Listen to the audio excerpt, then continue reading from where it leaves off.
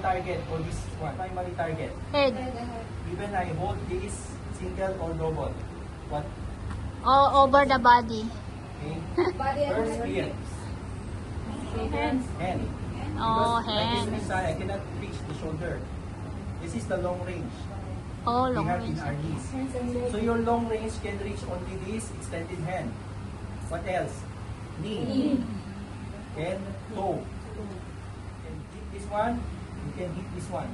Because I can reach. Then the middle range is this one. Middle range. Okay.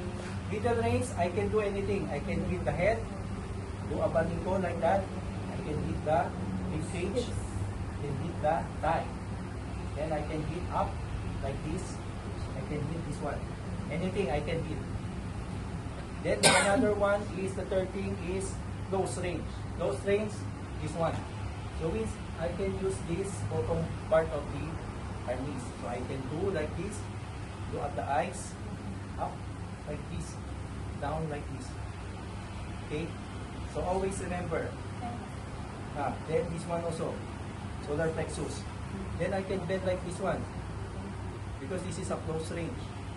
But normally do this one. Bang, bang, bang, bang, bang, bang.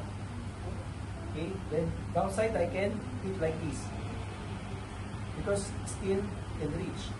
Okay, but normally I can use this, the tip of the arm. So always remember that.